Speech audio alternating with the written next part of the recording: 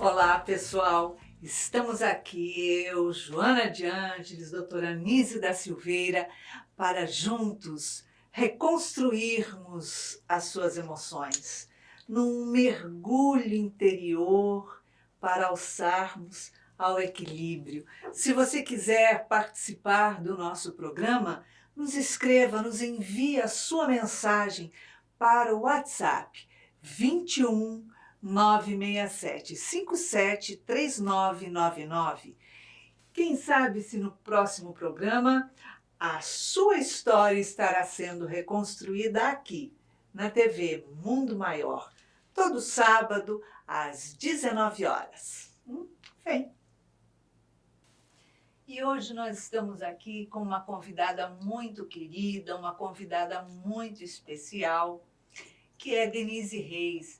Ela é terapeuta e vem bater um papo gostoso com a gente no caso que está sendo relatado hoje. Seja bem-vinda, Denise. Que bom estar aqui com a gente novamente. Oi, é um prazer para mim estar aqui de novo, a gente falando das histórias, né, das questões psicológicas, trazendo a doutora Anise, né? Muito bom, Ótimo, muito que bom. bom. A história que vamos relatar hoje é de Alba Maria. Ela mora em Maceió e nos enviou as suas emoções para serem reconstruídas. Ela diz assim, que já está saindo do terceiro casamento. Pois é, ela tem 35 anos e passou uma situação complicada, porque durante esses 3 casamentos que ela teve, eles duraram mais ou menos 5 anos cada um. E ela diz que os maridos, ex-maridos, eram muito chatos, né? Muito exigentes. E ela diz que a situação não está legal. A preocupação dela é a seguinte: será que ela consegue ser feliz? Porque ela diz assim, que ela queria um casamento como o dos pais dela. O pai dela costumava chegar em casa às 17, 17h30 da tarde. E os seus ex-maridos chegam em casa por volta de 21 horas, 21h30. E ela reclama sempre disso, porque quer que eles cheguem mais cedo. O seu pai chegava nesse horário, ele jantava, tomava seu banho e sentava a assistir às suas novelas. Diz que os seus pais brigavam muito, que essa parte da briga ela não queria reproduzir em seus casamentos, mas é o que acabou acontecendo. Ela diz que sempre cobra do marido o horário, e eles dizem que estavam trabalhando, que não deu para chegar mais cedo. E a situação mais complicada é quando ela pede para eles saírem fazer uma compra. Ir até uma padaria, um supermercado, comprar isso, aquilo. E ela diz que ela sabe quanto tempo leva para ir até o supermercado ou a padaria, quanto tempo leva para comprar isso, aquilo, e ela fica marcando no relógio. E ela vê a hora que eles saem. E eles levam muito mais tempo do que ela sabe que deveria levar. Então, ela pergunta onde estava, o que estava fazendo, com quem estava, e eles sempre falam: ah, encontrei com um amigo, estava conversando, surgiu isso, encontrei com um parente, enfim, sempre dá essa desculpa. Todos eles foram a mesma coisa. E ela diz que ela se corrói de ciúme. Eles dizem que ela é muito ciumenta. E ela diz que é muito ciumenta mesmo, mas que a dificuldade dela é de não saber onde está, o que está fazendo e por que não chega em casa cedo. E ela falou que ela não aguentava mais, terminou esse terceiro casamento. E ela pergunta: será que eu vou encontrar a minha cara metade? Será que eu vou poder ainda ser feliz, encontrar alguém que tenha um relacionamento legal comigo, que possa me fazer feliz? Então, Tá aí a história de Alba. Que situação complicada, né, Denise? Porque ela já está no terceiro casamento, com 35 anos, vivendo somente 5 anos com cada marido. E nessa posição de ficar, tem que chegar em casa a tal hora, tem que. Fica complicado, né? Porque ninguém é uma máquina, começa por aí. E as pessoas acabam se sentindo sufocadas, né? A, a Alba ela tem uma personalidade controladora, como diria a doutora Anise, né? Essa personalidade controladora, ela praticamente faz um inferno na vida de quem está do outro lado. E as pessoas tendem a buscar respirar um pouco a qualquer momento que podem, que conseguem, que deve ser o caso dos maridos dela, né? Com Então, na hora certeza. que sai para ir à padaria, eu não quero só comprar alguma coisa, eu quero ver se eu troco uma ideia com alguém, eu quero ver se eu dou uma parada, se eu dou uma olhada nas árvores, qualquer coisa que não tenha que voltar para casa para alguém continuar me controlando e tentando me cercear de todas as formas. Com certeza. A insegurança dela fica nítida diante desse comportamento, porque se o outro está demorando mais 10 minutos, mais meia hora que seja, onde é que ele está? Quer dizer, ela não tem a segurança do amor do outro. E ela não tem a segurança nela mesma. E acaba deixando uma relação completamente instável e exatamente numa insegurança total de ambas as partes. Uhum. Porque chega em casa, sabe que vai ter briga, porque vai ter cobrança, porque vai ter pressão. E, afinal de contas, viver sob pressão, viver sob ordem, viver. Não é mais criança que tem que dizer a hora que sai, a hora que chega, mamãe e papai, que deu tantos minutos para você ficar fora de casa. É diferente, É né? totalmente diferente. Você imagina para um homem que está no trabalho, no seu trabalho, está ali tentando sanar as responsabilidades. Quer dizer, não vem o caso da gente fazer análise, porque a gente não sabe o que acontece, mas geralmente as pessoas estão ali buscando dar o melhor de si dentro dos seus trabalhos, porque hoje o trabalho está difícil, né? Sim. E então a gente acaba entendendo um pouco essa situação. Então você imagina, a pessoa está ali, trabalhando, focando, mas está com medo. Vou chegar em casa, minha mulher, ela está preocupada já, ela já não estava gostando. Quer dizer, faz um tumulto interno muito grande. E aí começam as brigas, né? A volta já sabe que é complicada, porque vai chegar, não é o horário que ela quer, né? Exato. Não é o horário dele, do trabalho dele, é o horário que ela quer. E aí começa esse tumulto interno, tanto em um quanto no outro, e vão acontecer as mesmas brigas das quais ela diz que não gosta, que não Isso. gostava do casamento dos pais. E aí, porta aberta. Com certeza, porque se o casamento dos pais, o pai chegava em casa, 5h30, 6 horas da tarde, jantava, assistia novela. E não saía mais do sofá. Que relacionamento tinha? E quando tinha relacionamentos, quer dizer, brigava, não era um casamento harmônico, não era uma união de paz, né, saudável, de uma relação construtiva. Né? Ela quer a mesma coisa, Ela quer a mesma coisa. mas diz que não quer. Na verdade, ela quer o pai de volta, né? Ela busca o pai nos maridos e ela quer que eles se comportem como o pai se comportava. Alguma coisa que ela está precisando trazer de volta para dentro dela. Com certeza. E os maridos não são os pais. Eles têm outro tipo de vida, outro tipo de comportamento, mas ela quer aquilo de volta. O porquê disso tudo a gente não sabe, né? Uma boa terapia ajudaria muito a Alba. Fundamental, é imperdível, né? Para que ela pudesse se entender um pouco, se conhecer, para que ela pudesse até despertar nela algumas outras atitudes que fizessem ela focar em coisas que trouxessem autorrealização para ela. E não a expectativa sempre do que o outro pode dar para ela.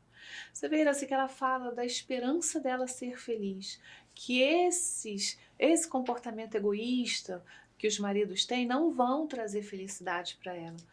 Mas a felicidade não está nisso, né? Ela fala que ela está em busca da cara metade, né? Que será que alguém vai me trazer a felicidade? A felicidade não está na mão do outro.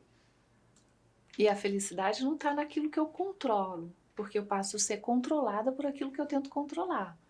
A pessoa fica atormentada com aquilo, Se é não sofrimento. for do jeito que eu quero, então eu não aceito. Se a vida me trouxer coisas ou situações que não seja exatamente daquilo que eu imagino, aí eu não vou querer.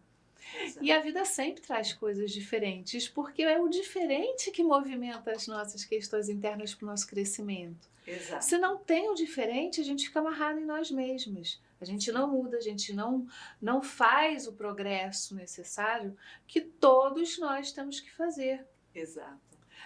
São essas dificuldades que são o melhor convite que a gente tem para que a gente possa se perceber e operar a mudança. O que eu estou fazendo? Não é a carta em si, né? Ela traz muito o que os outros fazem, geralmente as cartas fazem isso, que é justamente o que é trabalhado no setting terapêutico.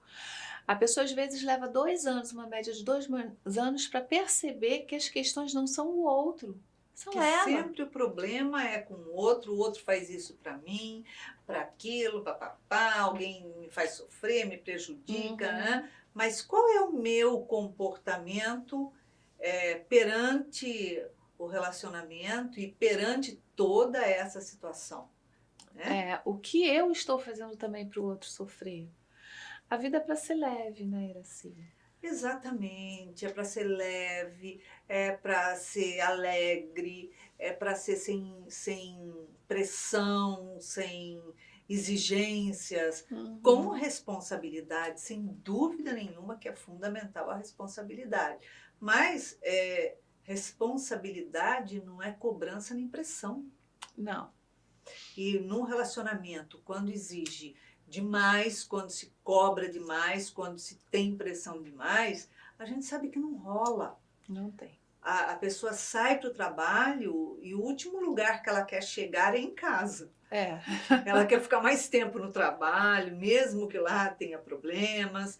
Ela quer ficar mais tempo no trânsito, na rua. O trânsito é ruim, é cansativo, mas está bem melhor porque em casa eu vou ter ali, ó, um massacre. Então... E é uma coisa a se pensar, né? Por que é que eu não quero que o outro cresça longe daquilo que eu digo que é o que ele tem que fazer? Ou longe daquele tempo que eu determinei para o crescimento dele, né? Exato. Se ele sai para trabalhar, eu determino como ele vai fazer aquilo. Não pode ser do jeito que ele quer.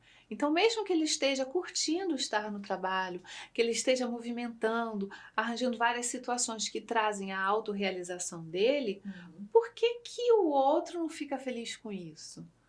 Né? Não, porque passou do limite de horas que eu acho que você pode fazer isso. Ficar longe de mim, ficar longe dos meus olhos e do meu controle, fora do meu controle. E quem disse que a gente tem o controle sobre o outro? O outro está trabalhando, o outro está seguindo a vida. Agora, isso é insegurança ou isso é simplesmente desconfiança? Essa desconfiança, ela está muito ligada a esse controle, né? E a sua insegurança diante do outro. Quando tanto a doutora Nise e a Joana falam sobre ciúme, né, a gente percebe que é uma menos-valia que a pessoa tem quando ela se vê diante do outro. Então, se eu não me vejo suficiente para o outro, então tem alguma coisa de errado aqui. Peraí, então eu tenho que colocar o outro em outra posição. Né? Não dá, né? Então não pode fazer tudo que você quer, não. Eu tenho que te cercear, te controlar, porque e se você for melhor do que eu? Então eu tenho que segurar o máximo que eu puder. Né? Ele ultrapassa a dependência emocional. Ele vai justamente no derrubar o outro para ela se sentir confortável e segura. Que esteja sob os meus olhos. E a pessoa, quando começa a vivenciar um relacionamento, vivenciar aquele momento, ela começa a vivenciar a paixão, né? Então, tudo é lindo, tudo é gostoso, tudo é maravilhoso, tudo é novidade. Mas daqui a pouquinho, chega o momento da convivência madura que sai do novo, mas começa a gerar, enfrentar uma rotina que você pode fazer da sua rotina o novo também. Só que é o relacionamento maduro. Então ela não chega a entrar de verdade no relacionamento maduro. Ela sai da fase paixão e entra para a fase insegurança, medo. Uhum. Tipo assim, o outro já acostumou comigo, já sabe como é a relação, né? Saiu do novo e, na verdade, 5 anos de casado, desculpa, mas 5 anos, 8 anos, 10 anos, você ainda está em lua de mel, né? Ainda é o início, né? Com E é certeza. justamente a fase onde a gente começa a construir um relacionamento de companheirismo, né? De um caminhar ao Isso, lado do outro. Quando a gente caminha ao lado do outro, a gente dá liberdade para o outro fazer suas tem que escolhas. ter. Se a gente é casada com alguém, por que essa pessoa não pode fazer um esporte do qual ela goste? Ou fazer o futebol com os amigos, né? Por que que é sempre só comigo? E por que que eu tenho que chegar em casa, tomar banho, deitar no sofá e assistir novela? Uhum. É. O que É que isso essa acresce no seu esse casamento? exatamente. Se você perceber desse comportamento, esse trabalhador que trabalha, volta para casa pontualmente na hora, né, Uhum. senta no sofá e não levanta mais de lá. Fica lá, né. Não busca outras coisas na vida.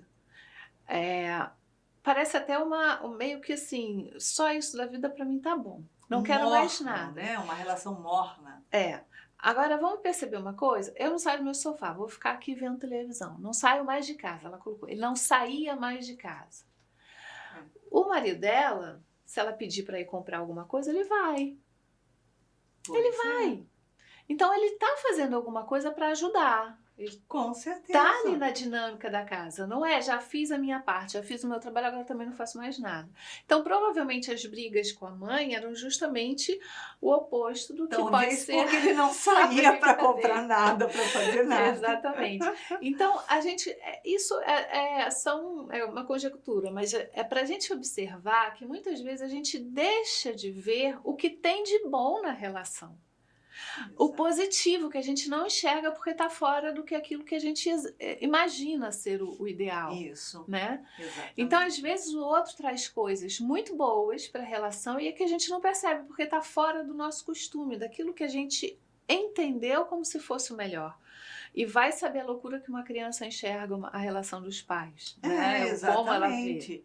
E essa geração de cobrança, você chegar em casa, ficar sentado, prostrado ali no sofá, assistindo televisão, na verdade, você não está edificando, crescendo o seu relacionamento, porque estão os dois vivendo num momento sem diálogo, sem relacionamento, sem conversa e assistindo a vida do outro, Uhum. assistindo uma fantasia que está ali. O que é uma fuga psicológica. Exatamente. Aí depois, partiu daquele momento, você vai para a cama, você vai dormir, tá? Você vai fazer amor, virou cada um para o seu lado, dorme, pronto, acabou. E aí? Foi. E a vida vai. E a vida vai. Passa. Passa. Né? Não tem uma leitura, não tem leitura de bom livro, discutir algum assunto da atualidade, do mundo político que está acontecendo, que nós temos que vivenciar o mundo político, porque nós Uhum. fazemos parte desse mundo aqui, e não sabe o que está acontecendo no mundo da educação, não sabe o que está acontecendo no mundo lá fora, não discute um assunto de um livro, quer dizer, onde está a construção da relação? Encontrar o prazer de estar junto, né? Uhum. Mesmo que seja um período menor, um período pequeno, tudo bem, chegou em casa às 9, às 9h30, o que vamos fazer junto às 9, às 9h30? Vamos jantar juntos? Vamos sentar, né, na sala de estar, conversar um pouco sobre o dia. Tem tantas coisas que podem ser feitas, ou dar uma volta no quarteirão para dar uma caminhada depois do jantar, fazer digestão, ou sentir a brisa da noite. Qualquer coisa, por mais simples, Iraci, que seja, mas é o prazer de estar junto com o outro. Que bom que você chegou, mesmo que tenha chegado tarde, eu vou tirar o melhor daquele momento que está sendo oferecido, né? Exatamente. E ali, o que acontece com esse que começa a encontrar esse prazer de estar junto? Ele começa a procurar voltar mais cedo, porque tem Mas alguma é coisa lógico, boa para eu fazer quando eu mas chegar é em casa, lógico. né? Não tem mais aquela coisa de, ai meu Deus, agora eu ainda vou enfrentar tudo isso, a pessoa fica retardando chegar. Com certeza, vai evitando o máximo e a relação começa a tornar áspera, né? Porque Uhum. é só cobrança, é só pressão, é só discutir, é só bater de frente. E no momento que está de boca calada, a cabeça está pensando lá um monte de coisa, dando nó, querendo dar nó em pingo d'água, pensando que, mas será que ele estava no trabalho até essa hora mesmo? Será que não saiu, não parou lá bater um papo com um amigo na esquina?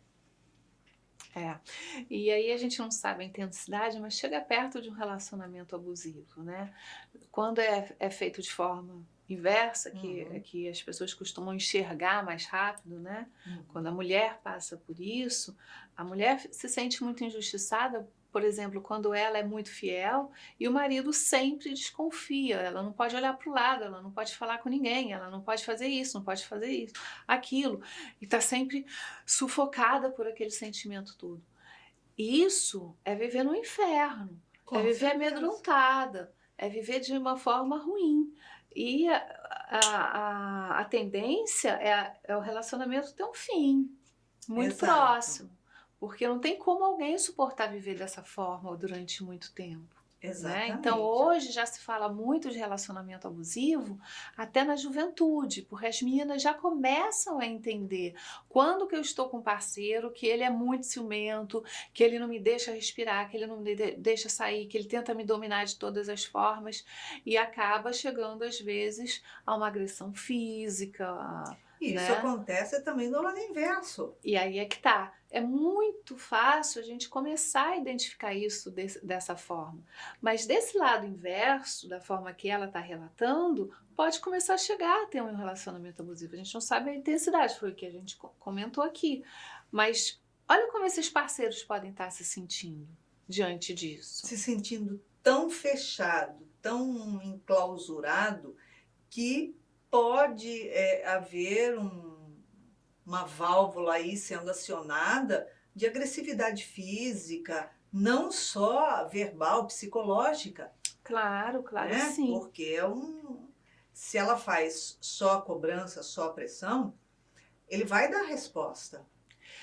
A É, pessoa, quando está coada, é, ela chega uma hora que ela espana. E é importante buscar o equilíbrio sempre, né, Iraci? Porque se você vê também quantos relacionamentos fracassam de um outro lado, onde faz o que você quiser, da forma que você quiser, não tô nem aí, não ligo para nada, cada um vai pro seu lado, e não existe essa construção de companheirismo que a gente está falando. Eu me lembro que tem um conto muito bonito, que é uma criança, né? E Uhum. ela encontra uns pintinhos, né? Filhotinhos da galinha, que ela vai num sítio e ela quer pegar e quer segurar.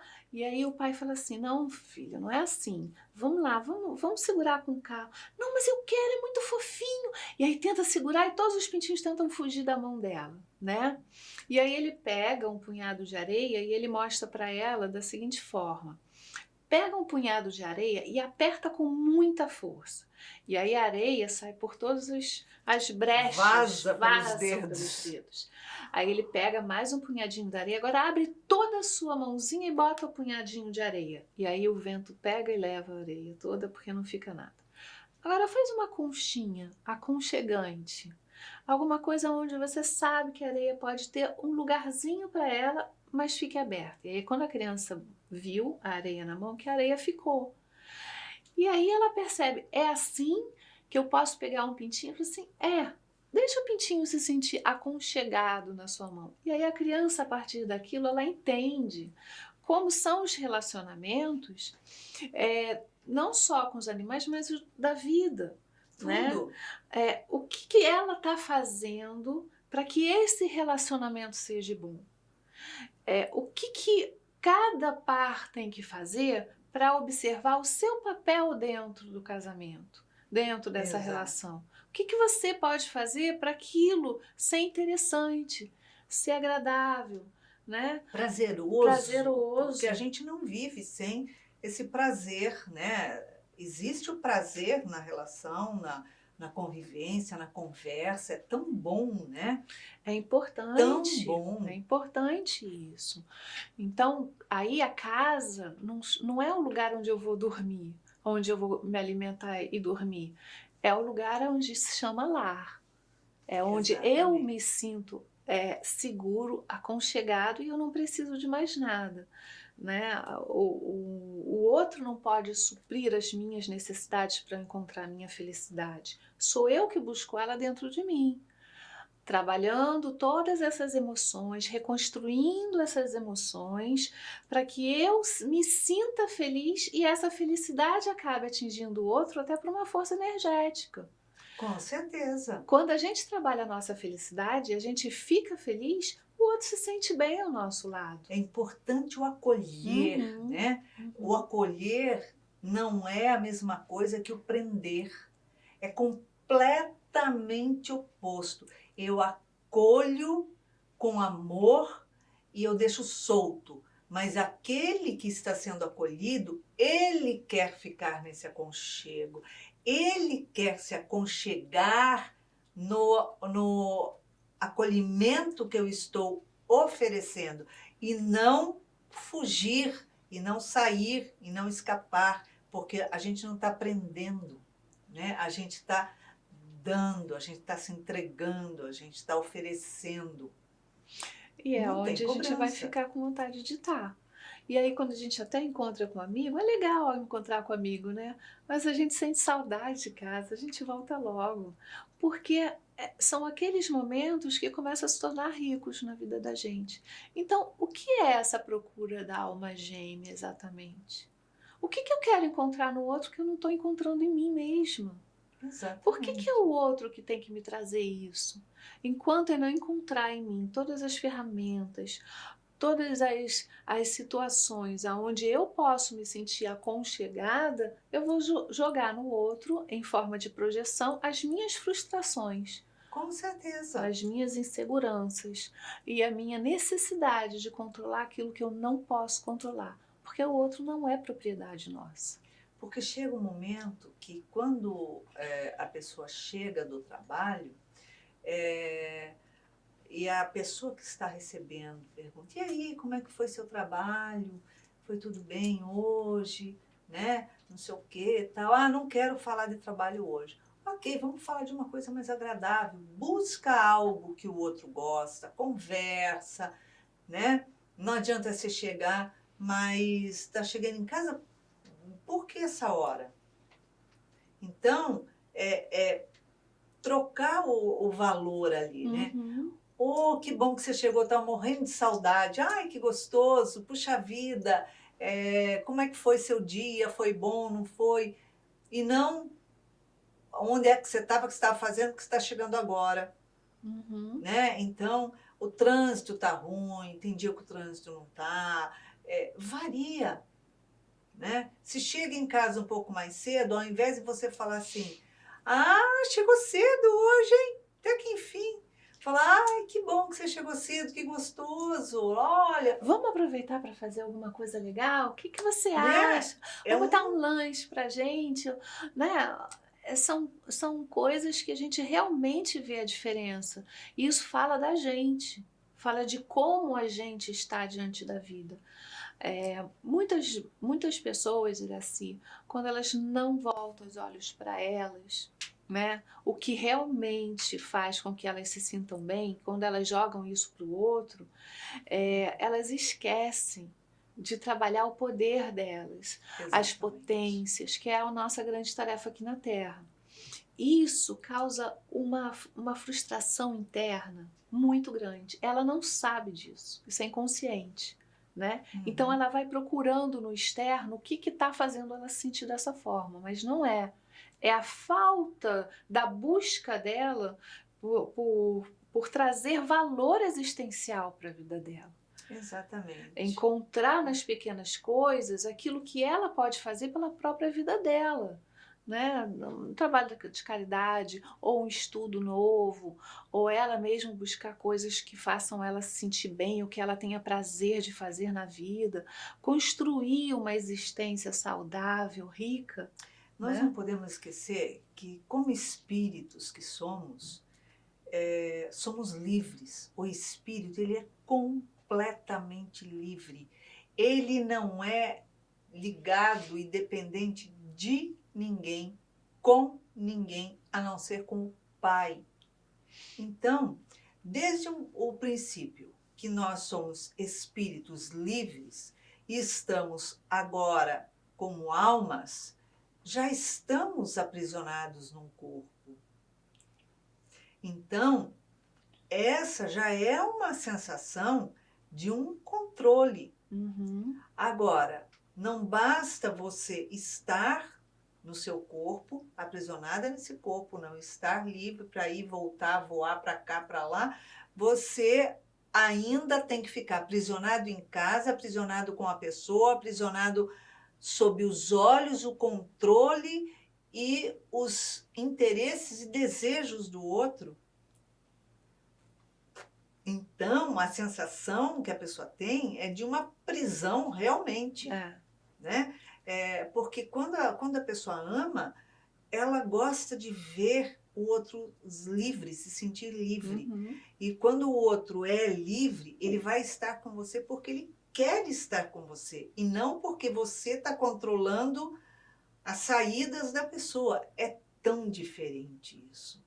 É diferente, e é exatamente o que você está falando. Lembra que a gente falou no início da conversa? Quando eu tento controlar algo, eu passo a ser controlada por aquele objeto do meu controle. Então, quem mais se aprisiona é a pessoa que tenta controlar. Sim, Ela é a perde a paz. primeira que deixa de ser livre. Ela é a primeira que não consegue sentir o prazer da liberdade. Então eu tiro a liberdade do outro porque eu não sei o que é isso. Eu não sei o que é ser livre. O amor, ele é libertador. O que aprisiona é o certeza. ódio. São esses sentimentos muito Que pesados, algema algemam a gente ao outro. Então, se é isso, o que a gente faz com a gente quando a gente tenta aprender o outro? Tantos relacionamentos você vê que a gente começa a identificar essa necessidade de aprisionamento, mas que não dá certo, nunca deram certo. Sempre acaba muito ruim. Porque existe uma diferença entre aliança e algema, Uhum. né? Isso é... Olha só, você se casou, você pôs aliança, porque tem um significado simbólico, né? Esse dedo, a veia que sai, que passa nesse dedo, ela liga, vem diretamente ao coração. Uhum. Não é algema. Não. É outra coisa. A algema prende os punhos, mas não liga amor, a sentimento, não liga nada. Então, é diferente. É diferente. Né? Você sabe que você acabou me lembrando de uma situação que é um ritual que os ourives antigos faziam ao fazer uma aliança. Né? Para fazer aliança, eles faziam de um único fio aberto, né? Puxavam o fio de ouro, né? E aí eles pegavam o fio e torciam em forma do infinito e cortava no meio. E aí na junção ficavam as duas alianças vindas, na verdade, do símbolo do infinito, que é o amor. Se a gente for voltar para o espiritismo, a gente sabe que o amor verdadeiro, ele dura para sempre, ele é eterno. Nem os laços da carne, quando se desfazem, são capazes de separar quem se ama, não é verdade? Exatamente isso, é. E ali não tem aprisionamento, ali tem liberdade. Quando você lembra dessas situações, desses rituais tão bonitos que às vezes mostram, são ritos de passagem, né? Assim, e o simbolismo que tem por trás disso, a gente começa a perceber o que eu quero com o meu relacionamento quando eu faço determinadas coisas. Eu quero esse amor verdadeiro, ou o meu amor ainda está tão doente que eu não vou conseguir passar de 5 anos. É dependência. Ele é dependente, ele é condicional, né? Exato. Só se o outro fizer dessa forma. Exatamente. Senão eu não quero.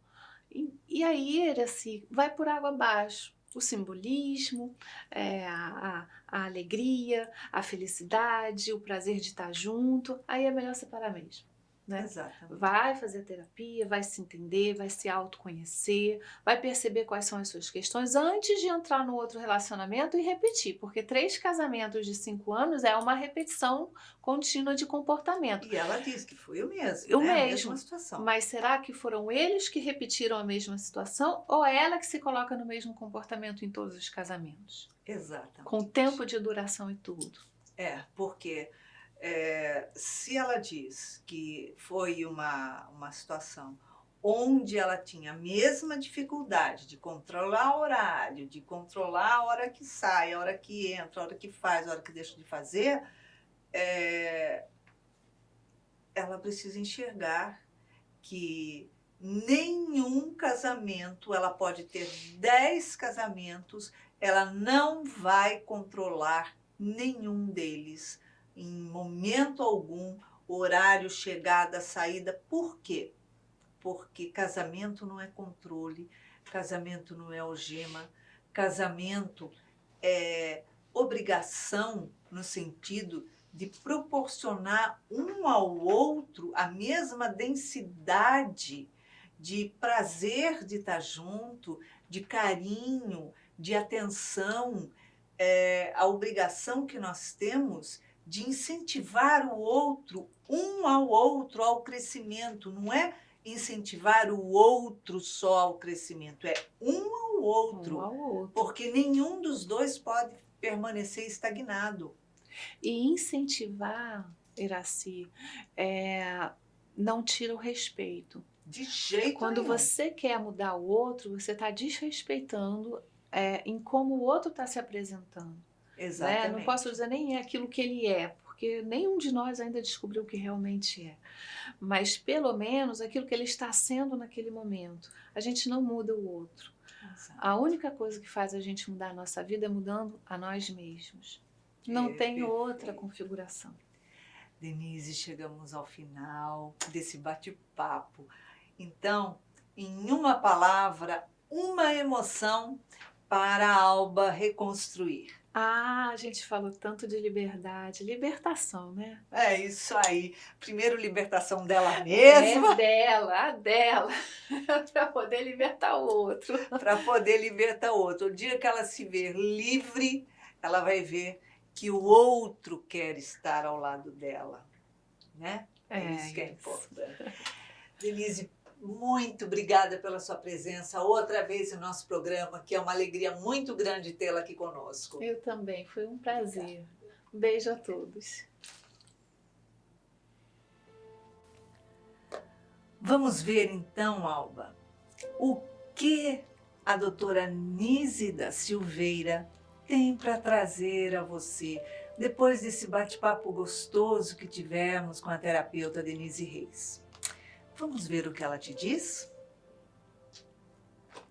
Ela diz assim: ensejando manter o efeito da sensação de bem-estar que a segurança produz, o indivíduo controlador passa a sentir medo constante do futuro, de perder coisas, o medo de não saber se conseguirá manter tudo sob o seu controle e assim passará a dedicar maior parte do tempo em tentar controlar a vida das pessoas e tudo à sua volta.